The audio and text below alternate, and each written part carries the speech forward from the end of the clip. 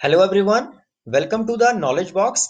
आज की वीडियो में हम बात करेंगे डेल्टा प्लस वेरिएंट के बारे में और third wave of Covid in India. पिछले हफ्ते ये दोनों ही खबरें ज्यादा चर्चा में रही हैं, तो इस वीडियो में जानेंगे कि डेल्टा प्लस वेरिएंट है क्या और थर्ड वेव भारत को कब हिट करेगी, क्या हमें प्रिकॉशंस लेने हैं और क्या कंसर्न्स हैं हमारे लिए, उन पे हम इस वीडियो में बात करेंगे।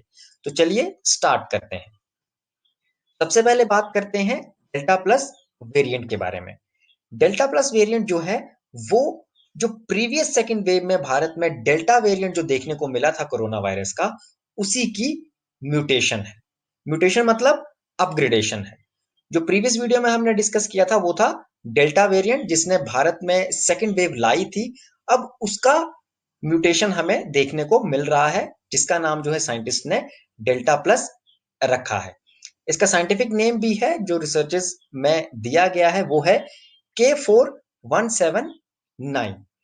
रिसर्चर्स के द्वारा बताया जा रहा है कि ये जो डेल्टा वेरिएंट हमारे पास था, इसके जो स्पाइक प्रोटीन होते हैं, जैसे अभी आप वीडियो में देखेंगे, ये जो कोरोना वायरस की फिगर बनी हुई है, इसमें जो हल्के हल्के जो स्पाइक्स निकले हुए हैं, रिसर्चर्स में बताया जा रहा है कि इन स्पाइक्स में कुछ हल्के हल्के चेंजेस जो हैं अब वाले वेरिएंट में देखने को मिल रहे हैं, है ना, जिसकी वजह से इसे डेल्टा वेरिएंट की म्यूटेशन जो है वो बताया जा रहा है।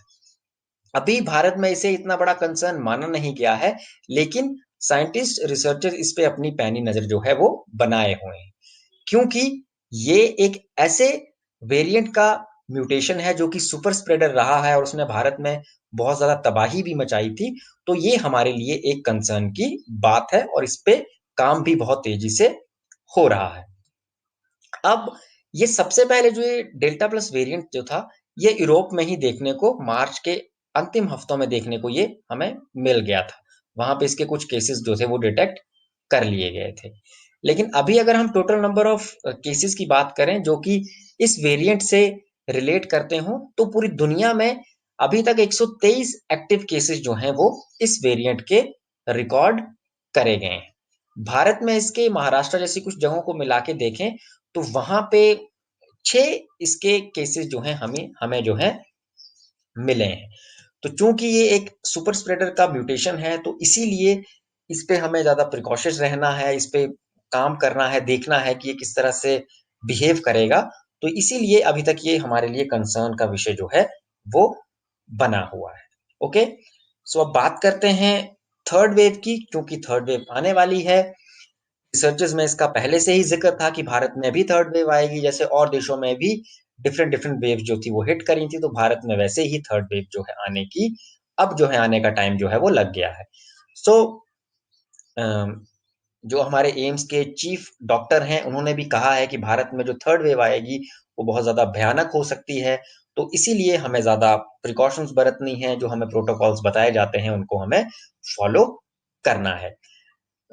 एम्स के जो चीफ डॉक्टर रणदीप गुलेरिया हैं, उनके अनुसार भारत में 6 या 8 वीक्स में थर्ड वेव जो है वो हिट कर जाएगी। और अगर हम बाकी और रिसर्चर्स को देखें या रिसर्च पेपर्स को देखें या और प्रोडिक्शंस को देखें, तो उनमें 4-5 हफ्तों का जिक्र भी करा गया है कि भारत में 4-5 हफ्तों में, आगे आने वाले 4-5 हफ्ते जो है वहां पे ये वेव जो है हिट कर सकती है।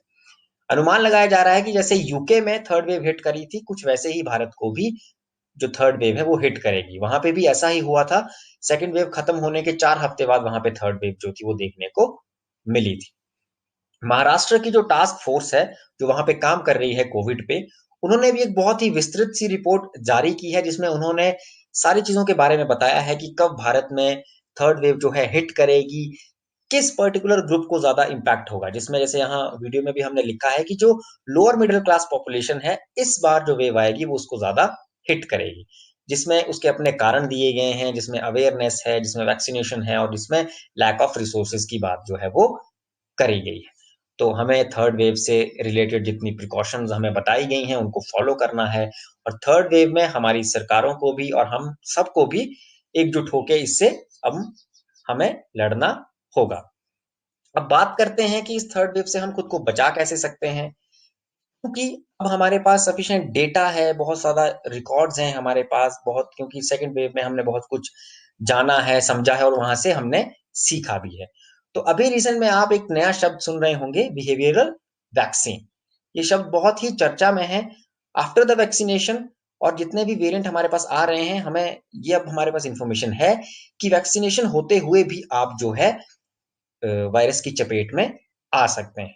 तो एक नया शब्द बिहेवियरल वैक्सीन जो है इसलिए चर्चा में है क्योंकि दुनिया के सभी विशेषज्ञों ने ये बोलना शुरू कर दिया है कि आपकी अगर आदतें अच्छी होंगी, जो जो रूल एंड रेगुलेशन फॉलो कर रहे होंगे लोग, उनके बहुत ज्यादा चांसेस हैं कि वो सुरक्षित रहेंगे। तो चाहे अगर आपको वैक्सीन लग गई हो, चाहे वैक्सीन नहीं लगी हो, तब भी आपको मास्क लगाना है और जितने और सारे प्रोटोकॉल्स हैं, हाथ धोते रहना है समय समय पे, अच्छी चीजें खानी है, योग करना है, व्यायाम करना है और साइंस पे ज्यादा विश्वास रखना है। तो ये सारी चीजें आपको अपने बिहेवियर में, अपने व्यवहार में लानी होगी ताकि आप इस पर्टिकुलर जो वायरस है इससे सुरक्षित रह सके। दूसरा, प्रीवियस वेव में ये देखने को मिला था कि इंडोर जहां पे ज्यादा काम होता है, जहां पे जैसे स्कूल्स हो गए, कॉलेजेस हो गए या ऑफिसेस हो गए, वहां पे द स्प्रेड ऑफ वायरस जो था वो बहुत ही ज्यादा था। तो इस बार भी ज्यादातर इंडोर काम करने वालों के लिए ये सलाह सलाह रहेगी और ये एक इंस्ट्रक्शन रहनी भी चाहिए कि या तो आप अपनी 50% पॉपुलेशन के साथ काम करें वहां पे आके, या अल्टरनेटिव डेज जो होते हैं उस ऑप्शन को अवेल आप कर सकते हैं ताकि स्प्रेड होने से वायरस को ज्यादा से ज्यादा रोका जा सके। तीसरा सबसे इंपॉर्टेंट जो है, साइंटिफिक टेम्परामेंट और रिसर्च। अभी तक जितने भी 2 साल हमें इस वायरस से लड़ते हुए हैं, हमने पाया है कि साइंस ने हमारी बहुत मदद की है, वैक्सीन वहां से आई है और जितनी और चीजें हैं उन्होंने ही हमें अभी तक सुरक्षित रखा है। तो साइंटिफिक टेम्परामेंट को प्रमोट करना बहुत ज्यादा जरूरी है, रिसर्च को भी प्रमोट करना इस वायरस से रिलेटेड बहुत ज्यादा जरूरी है ताकि हमारे पास रिफाइंड से रिफाइंड डेटा आए और हम अच्छे से अच्छे सॉल्यूशन और मेडिसिन जो है फिर बना सके। तो आप अपने आसपास भी साइंटिफिक टेम्परामेंट को प्रमोट कर सकते हैं, वैक्सीनेशन के लिए लोगों को जागरूक कर सकते हैं। तो अगर हम इन कुछ 3 स्टेप्स को फॉलो करेंगे तो हम बिल्कुल सुरक्षित रहेंगे और अपने आसपास को भी रखेंगे। सो आई होप जो इन्फॉर्मेशन थी डेल्टा प्लस वेरिएंट से रिलेटेड और थर्ड वेव से रिलेटेड, उससे आप अपडेट हो चुके होंगे। अगर आपको वीडियो अच्छी लगी हो तो वीडियो को लाइक करें, शेयर करें और नॉलेज बॉक्स चैनल को जो है जरूर सब्सक्राइब करें। इस वीडियो में इतना ही, अगली वीडियो में मिलेंगे, तब तक के लिए धन्यवाद।